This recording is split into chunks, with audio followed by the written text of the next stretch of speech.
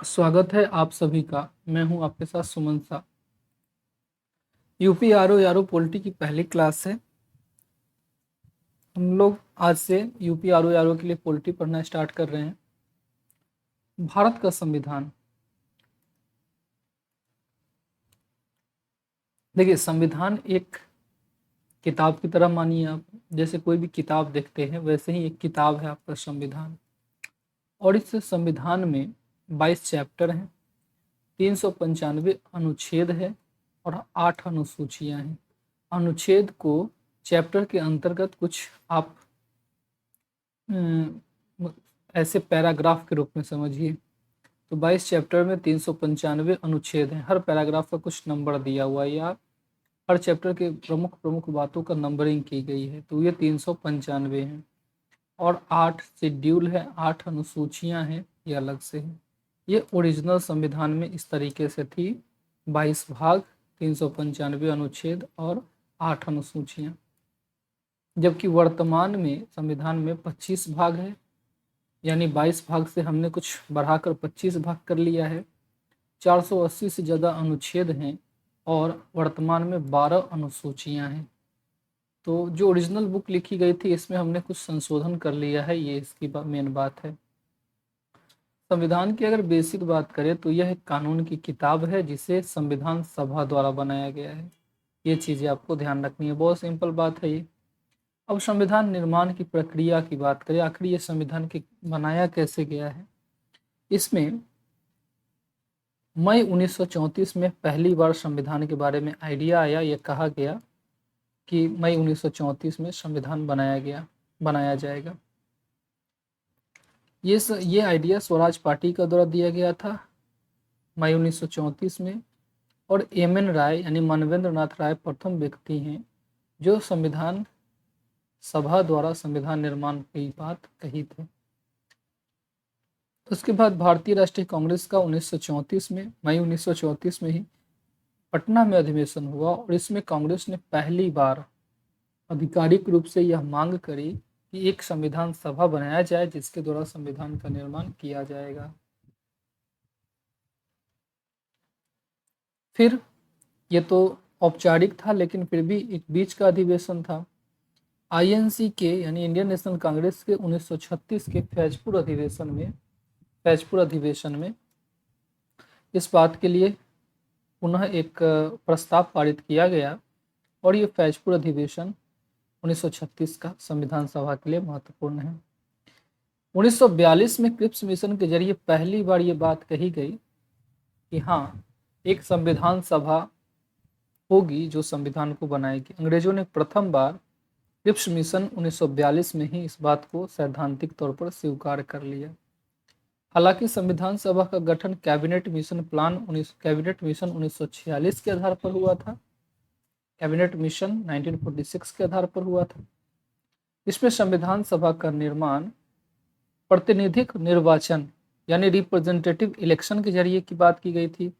Representative election आज की तरह है, इसमें जनता मिलकर एक प्रतिनिधि को चुनते हैं और वो प्रतिनिधि ही संविधान कार्य करती है। वैसे ही यहाँ जनता मिलकर एक प्रतिनिधि चुनते हैं अपना और वो प्रतिनिधि संविधान बनाते। तो ये प्रतिनिधिक निर्वाचन इसके लिए चुना गया था। फिर जनसंख्या के आधार पर सीट का बंटवारा किया गया प्रांतों को, अलग अलग क्षेत्रों को, जो कहाँ से कितनी सीट रखी जाएंगी। लगभग 10 लाख व्यक्ति पर एक सीट रखा गया, एक प्रतिनिधि की बात की गई थी।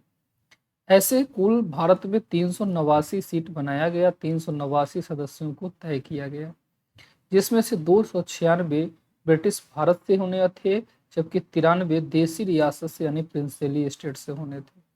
यह देसी रियासत वही क्षेत्र है जहां पर अभी अंग्रेजों का प्रत्यक्ष नियंत्रण नहीं हुआ था और अंग्रेज यहाँ पर अप्रत्यक्ष रूप से ही शासन करते थे कुछ देसी राजाओं के जरिए। इन 389 सदस्यों में से 296 सदस्य को ब्रिटिश भारत द्वारा चुनाव के जरिए आने था, जबकि ये 93 देशी रियासतों के प्रतिनिधि चुनने वाले थे। तो इनमें से चुनाव हुआ जुलाई अगस्त 1946 में।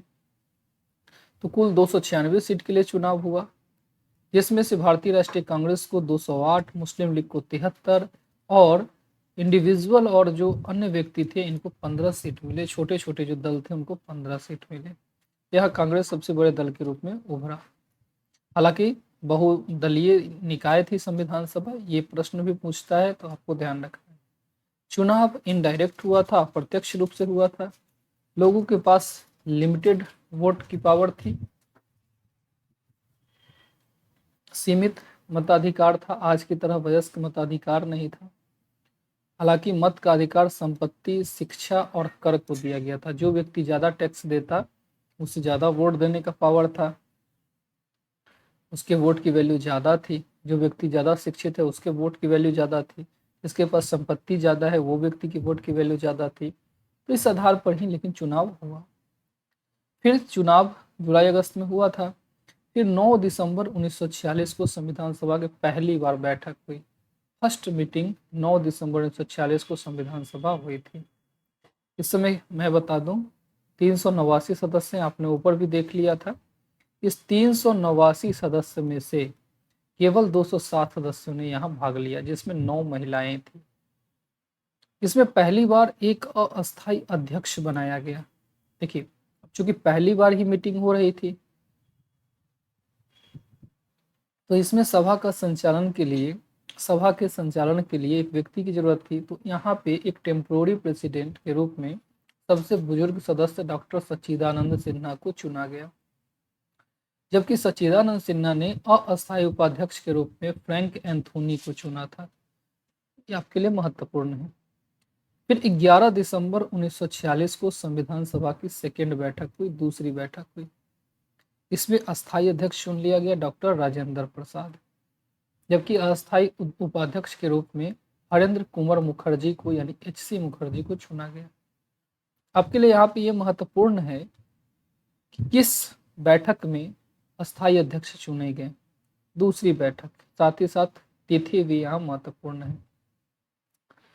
13 दिसंबर 1946 को तीसरी बैठक हुई और इस बैठक में उद्देश्य प्रस्ताव पंडित जवाहरलाल नेहरू द्वारा पेश किया गया।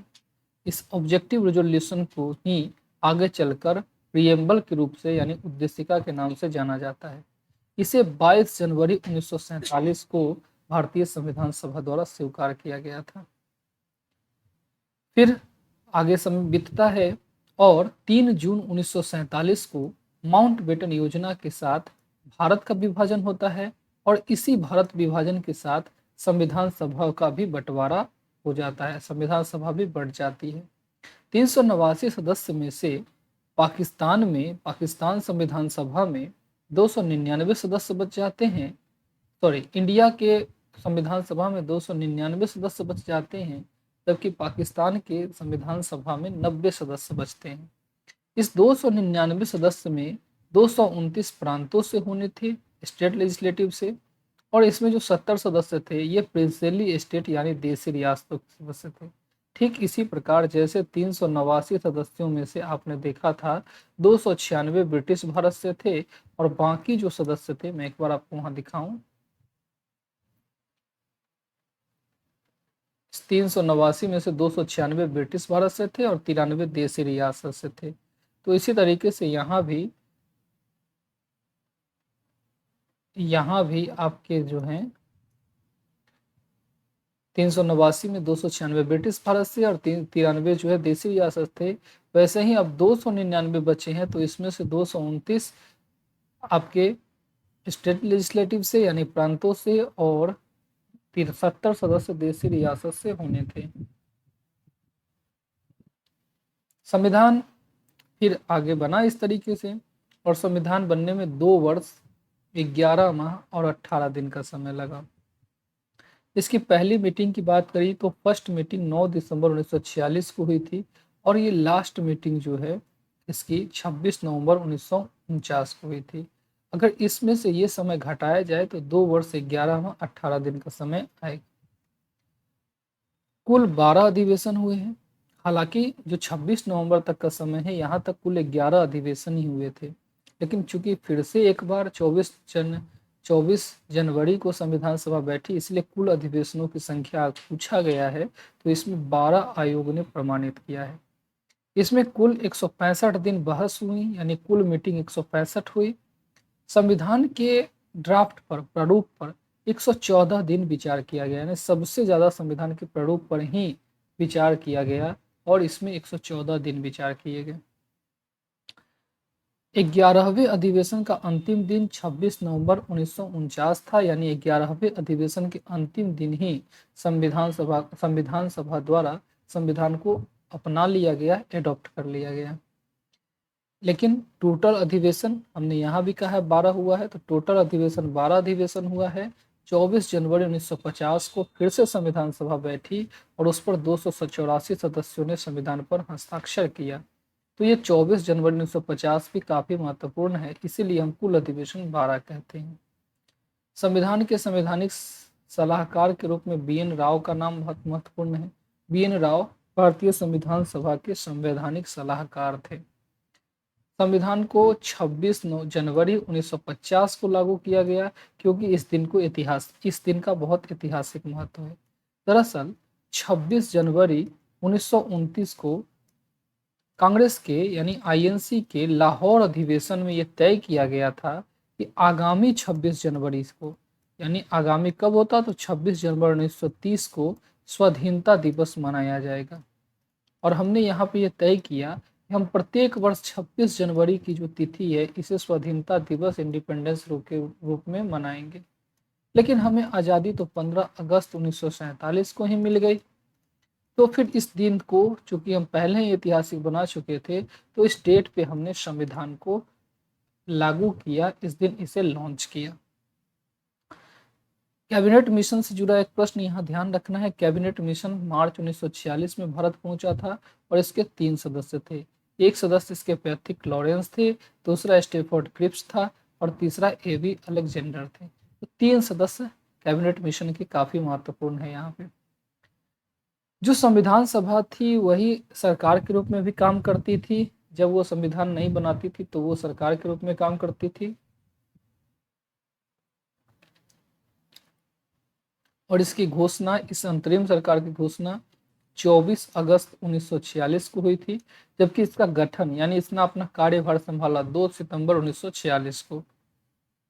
इस सरकार का जो एग्जीक्यूटिव काउंसिल थी, जो कार्यपालिका परिषद थी, जिसके पास मेन पावर थी, उसका अध्यक्ष वायसराय होता था, जो उस समय लॉर्ड माउंटबेटन थे। और कार्यपालिका परिषद के उप सभापति जेएल नेहरू थे, जवाहरलाल नेहरू थे। इसमें यह भी प्रश्न पूछा जाता है कौन से मंत्री के पास कौन सा विभाग था। तो शिक्षा मंत्री के रूप में सी राजगोपालचारी थे। यहाँ पे खाद्य एवं कृषि मंत्री के रूप में राजेंद्र प्रसाद थे। श्रम मंत्री के रूप में जगजीवन राम, बहुत महत्वपूर्ण है, इसे आपको याद रखना है। संविधान सभा का प्रथम प्रारूप बी एन राव द्वारा, जो संवैधानिक सलाहकार थे, उनके द्वारा पेश किया गया था। प्रथम प्रारूप ये यूपी लोअर 2009 में पूछा हुआ प्रश्न है। इसमें 243 अनुच्छेद और 13 अनुसूचियां थी, बी एन राव द्वारा पेश किए गए में। और इसी पर विचार परिवर्तन प्रारूप समिति द्वारा किया गया और फिर से इसे संविधान सभा के समक्ष पेश किया गया, जिसे हम लोग प्रारूप के रूप में अपनाए। भारतीय संविधान दिवस 26 नवंबर को मनाया जाता है, क्योंकि इसी दिन संविधान को अपना लिया गया था। यहाँ पे एक प्रश्न और ध्यान रखना है, बी आर अम्बेडकर का निर्वाचन। अब देखिए यहाँ पे अन्य लोगों का निर्वाचन बहुत महत्वपूर्ण नहीं है, लेकिन बी आर अम्बेडकर का निर्वाचन के साथ एक ट्रेजेडी, एक घटना है, जिसके लिए ये प्रश्न बन जाता है। दरअसल बी आर अम्बेडकर का निर्वाचन पहले पूर्वी बंगाल, यानी आज के बांग्लादेश के रूप में हुआ था। विभाजन के बाद यह पाकिस्तान का क्षेत्र बन गया। अब उन्हें वो अपनी सीट छोड़नी पड़ी। तो एम आर जयकर, जो एक कांग्रेसी नेता थे, इन्होंने त्याग पत्र दे दिया और बी आर अम्बेडकर के लिए सीट खाली कर दिया। और बी आर अम्बेडकर का पुनः बम्बई प्रेसिडेंसी से उपचुनाव के जरिए पुनः इनकी एंट्री हुई संविधान सभा में, और ये पूना सीट थी। तो ये बी आर अम्बेडकर कहाँ से चुनकर लड़े गए थे, तो ये पूना सीट से। ये यहाँ भी पूर्वी बंगाल वाला भी, और ये दोनों आपसे पूछा जा सकता है। एक फॉरेन विद्वान है ऑस्टिन, इनका कहना था संविधान सभा भारत थी और कांग्रेस भारत था, यानी कांग्रेस में पूरी की पूरी भारत के लोगों के प्रतिनिधित्व थी और कांग्रेस का ही संविधान सभा में बोलबाला था। इसीलिए महात्मा गांधी ने कहा था कि कांग्रेस को भंग कर दिया जाएगा जब एक बार संविधान सभा का गठन हो जाए। अब संविधान सभा में इतने सारे सदस्य एक साथ तो सारे कार्य कर नहीं सकते थे। उन्होंने कार्य की आसानी के लिए कुछ प्रमुख कमेटी का निर्माण किया, कुछ प्रमुख समितियां बनाई, जिनके अध्यक्ष को जानना आपके लिए बहुत महत्वपूर्ण है। जो संघ संविधान समिति थी, इसका काम था जो केंद्र सरकार है और उसको संविधान में क्या रोल दिया जाए, इस बात के लिए जो समिति थी उसको जीएल नेहरू नेतृत्व कर रहे थे। इसके अध्यक्ष थे जीएल नेहरू। प्रक्रिया नियम समिति, प्रोसीजर स्टीयरिंग जो कमेटी थी जो ये तय करती प्रक्रिया नियम, इसके अध्यक्ष राजेंद्र प्रसाद थे।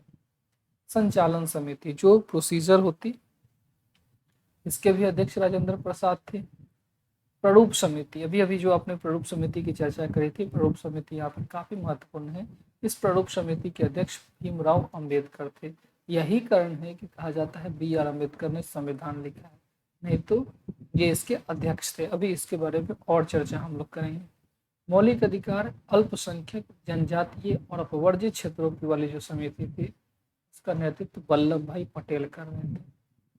संघ शक्ति समिति, इसका नेतृत्व जवाहरलाल नेहरू कर रहे थे। प्रांत संविधान समिति, प्रांत संविधान समिति, प्रांतों को क्या पावर दिया जाए, इसका नेतृत्व वल्लभ भाई पटेल यहाँ पे कर रहे थे। कार्य संचालन समिति, कार्य संचालन समिति के मुंशी द्वारा नेतृत्व में काम हो रहा था। ध्वज समिति यानी झंडा समिति, ये राजेंद्र प्रसाद इसके अध्यक्ष थे। राज्य संबंध समिति, इसके भी अध्यक्ष जवाहरलाल नेहरू थे। और वित्त और स्टाफ से जुड़ी समिति के अध्यक्ष डॉक्टर राजेंद्र प्रसाद थे। तो ये कुछ प्रमुख समितियां थी जिनको आपको याद रखना है। इसमें सबसे महत्वपूर्ण प्रारूप समिति है और इस प्रारूप समिति को आपको अलग से देखना चाहिए। प्रारूप समिति में बी आर अम्बेडकर को लेकर के 7 सदस्य थे, यानी 6 अलग से सदस्य थे। बी आर अम्बेडकर प्रारूप समिति के अध्यक्ष थे, इनके अलावा 6 सदस्य और थे। ये 6 सदस्य का नाम आपके लिए काफी महत्वपूर्ण है। एक है आपके एन गोपाला स्वामी अयंगर, दूसरे हैं आपके अल्लादी कृष्णा स्वामी अय्यर, तीसरे हैं के एम मुंशी। ये एकमात्र ऐसे कांग्रेस के नेता हैं जो प्रारूप समिति के अध्यक्ष हैं। बाकी कोई भी व्यक्ति कांग्रेस के अध्यक्ष नहीं है, सॉरी कांग्रेस के सदस्य नहीं है। नेक्स्ट है मोहम्मद सादुल्लाह, ये भी आपके इसके सदस्य थे। नेक्स्ट है एन माधव राय, जो बी एल मित्र के बदले आए थे। बी एल मित्र की पहले यहाँ पे संविधान के प्रारूप समिति के सदस्य के रूप में चुना गया था, लेकिन बाद में उनके बीमार पड़ जाने पर एन माधव राव को इसके लिए लाया गया। और टीटी कृष्णाचारी भी डीपी खेतान के बदले आए थे। डीपी खेतान की मृत्यु हो गई, उसके बाद टीटी कृष्णाचारी को लाया गया। प्रारूप समिति का गठन 29 अगस्त 1947 को किया गया था। तो ये कुछ प्रमुख बातें हैं जो आपने इसमें पढ़ा है। देखिए,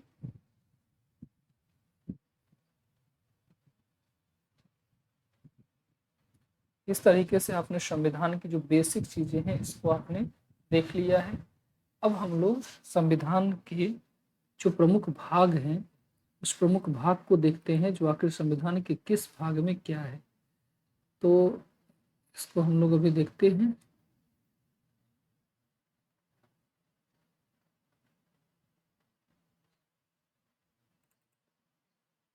अभी आपने देखा है मूल संविधान में, ओरिजिनल संविधान में 22 भाग थे, 395 अनुच्छेद थी और 8 अनुसूचियां थी।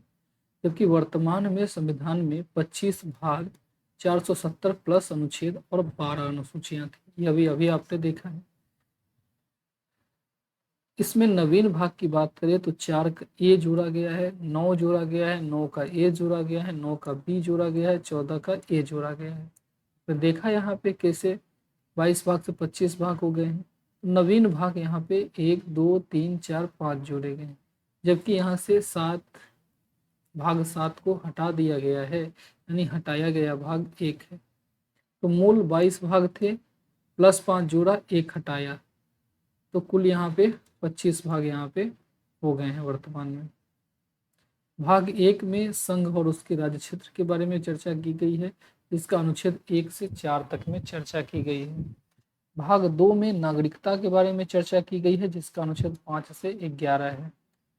भाग 3 में मौलिक अधिकार की चर्चा की गई है, जिसका अनुच्छेद 12 से 35 है। इसमें बताया गया है जो नागरिकों को कौन से मूल अधिकार प्राप्त किए जाएंगे। भाग 4 में राज्य के नीति निर्देशक तत्व की चर्चा है, जिसका अनुच्छेद 35 से 51 है। इसमें संविधान द्वारा राज्य को कुछ निर्देश दिए गए हैं जो कार्य राज्य को करना चाहिए। भाग 4 ए नया जोड़ा गया है और इसमें मौलिक कर्तव्य की चर्चा है, जो अनुच्छेद 51 में वर्णित है, और इसे 42वां संविधान संशोधन 1976 के जरिए जोड़ा गया था। भाग 5 में संघ सरकार का जिक्र है, जो अनुच्छेद 52 से 151 में है। इसमें कई चैप्टर है, इसमें मेनली 5 चैप्टर है, जिसमें पहला चैप्टर कार्यपालिका, जिसका अनुच्छेद 52 से 78 है। दूसरा संसद, जिसका अनुच्छेद 79 से 122 है। तीसरा अध्याय राष्ट्रपति की विधायी शक्ति से संबंधित है, जिसका आर्टिकल 123 है। चौथा अध्याय संघ की न्यायपालिका, जिसका आर्टिकल 124 से 147 है। और पांचवा अध्याय कैग से संबंधित है, जिसका अनुच्छेद 148 से 151 है। तो इस तरीके से संघ सरकार में यहाँ पे 5 अध्याय हैं। भाग 6 राज्य सरकार से संबंधित है, जिसकी चर्चा अनुच्छेद 151 से 237 में है, और इसमें 6 अध्याय हैं, जिसमें साधारण कार्यपालिका, राज्य का विधानमंडल, राज्यपाल की विधायी शक्तियां, राज्यों के उच्च न्यायालय और अधीनस्थ न्यायालय के चैप्टर शामिल हैं। भाग 7 वर्तमान में हटा दिया गया है और इसमें भाग ख के राज्य होते थे। ये हम राज्य वाले चैप्टर में सीखेंगे, भारत भाग ख भाग क के राज्य क्या होते हैं। इसके अनुच्छेद 238 में चर्चा थी और इसे संविधान संशोधन 1956 के जरिए हटा दिया गया है। भाग 8 में यूटी के बारे में चर्चा है, केंद्र शासित प्रदेशों के बारे में चर्चा है, और इसके अनुच्छेद 239 से 242 है। वर्तमान में 8 केंद्र शासित प्रदेश भारत के पास है। भाग 9 में पंचायत की चर्चा, इसे भी अलग से जोड़ा गया है और इसे 73वां संविधान संशोधन 1992 के जरिए जोड़ा गया है, और इसके अनुच्छेद 243 से 243 ओ तक है। ये चीज आपको ध्यान रखना है। भाग 9 में नगर पालिका की चर्चा है, जिसे 74वां संविधान संशोधन 1992 के जरिए जोड़ा गया है, और इसमें 243 पी से 243 जेड जी तक के अनुच्छेद शामिल हैं। भाग 9 में सहकारी समिति है, इसे भी जोड़ा गया है, इसे 97वें संविधान संशोधन 2011 के जरिए जोड़ा गया है। इसमें 243 जेड एच से 243 जेड जी तक के अनुच्छेद शामिल होते हैं। भाग 10 में अनुसूचित एवं अनुसूचित जनजाति SC एंड ST के बारे में चर्चा किया गया है, जिसका अनुच्छेद 244 से 244 ए है। भाग 1 आरंभ में संघ और राज्यों के बीच रिलेशन की चर्चा की गई है, जो 245 से 263 में वर्णित है। इसमें अध्याय 1 में विधायी संबंध की चर्चा है, जबकि अध्याय 2 में प्रशासनिक संबंध की चर्चा की गई है। भाग 12 में वित्त, संपत्ति, संविदा और वाद की चर्चा की गई है, जो अनुच्छेद 264 से 300 ए में वर्णित है। इसमें अध्याय 1, 2, 3 और 4 शामिल हैं। इस अध्याय 1 में वित्त, अध्याय 2 में लोन लेना, अध्याय 3 में संपत्ति, संविदाएं, अधिकार, बाध्यताएं एवं वाद, और अध्याय 4 में संपत्ति का अधिकार यहाँ पे शामिल है। भाग 13 भारत के राज्य क्षेत्र के बीच व्यापार, वाणिज्य एवं समागम से संबंधित है, जिसे 301 से 307 अनुच्छेद के अंतर्गत रखा गया है। भाग 14 में संघ और राज्यों के अधीन सेवाएं हैं, जो अनुच्छेद 308 से 323 के अंतर्गत आता है। भाग 14 के अधिकरण ट्रिब्यूनल 42वां संविधान संशोधन 1976 के जरिए जोड़ा गया था, और इसमें 323 ए और 323 बी के अनुच्छेद शामिल है। इसमें 2 अध्याय हैं, पहले अध्याय में सेवाएं और दूसरे अध्याय में लोक सेवा आयोग के बारे में चर्चा की गई है। भाग 15 इलेक्शन से संबंधित है, जो 324 से 329 ए के बीच वर्णित किया गया है। भाग 16 कुछ वर्गों से संबंधित विशेष प्रावधान की चर्चा करता है, इसका अनुच्छेद 330 से 342 तक होता है। भाग 17 ऑफिशियल लैंग्वेज, राजभाषा से संबंधित है, जो 343 से 51 तक होता है, जिसमें अध्याय 1, 2, 3 और 4 शामिल हैं। अध्याय 1 में संघ की भाषा की बात की गई है, अध्याय 2 में प्रादेशिक भाषाएं, अध्याय 3 में सर्वोच्च न्यायालय और उच्च न्यायालय की भाषा, और अध्याय 4 में विशेष निर्देश दिया गया है। भाग 18 आपात उपबंध से संबंधित है, इमरजेंसी प्रोविजन, और यह 352 से 360 तक में संबंधित है। भारत में 3 प्रकार के आपातकाल हैं और इन तीनों की चर्चा अनुच्छेद 352 से 360 में की गई है। भाग 19 मिसलेनियस विविध से संबंधित है, जो 361 से 367 तक वर्णित है। भाग 20 में अमेंडमेंट संविधान के संशोधन की बात की गई है और इसके लिए जो अनुच्छेद रखा गया है यह है 368। भाग 21 अस्थायी उपबंध टेम्पोररी प्रोविजन से संबंधित है, जो 369 से 392 तक अनुच्छेद के अंतर्गत आते हैं। 22 भाग संक्षिप्त नाम शॉर्ट नेम से संबंधित है, जो अनुच्छेद 393 से 395 के अंतर्गत आते हैं। तो इस तरीके से आपने 22 भाग में किस तरीके से क्या मौजूद है इसे देख लिया है। तो ये आपके पॉलिटी की बहुत ही बेसिक सी बातें हैं, जिसको आपने पढ़ा है इसको अच्छे से रिवीजन कीजिए। हम लोग नेक्स्ट क्लास में अब इसके आगे बात करेंगे, जिसमें हम जानेंगे संविधान के स्रोत कहाँ कहाँ से लिए गए हैं, यानी कहाँ से संविधान की कौन सी बातों को लिया गया है। मिलते हैं अगली क्लास में। अगर ये वीडियो आपको पसंद आ रही हो, आप इससे लाभान्वित होते हैं, तो ज़रूर लाइक करें और सब्सक्राइब कर लें। मिलते हैं अगली क्लास में। धन्यवाद।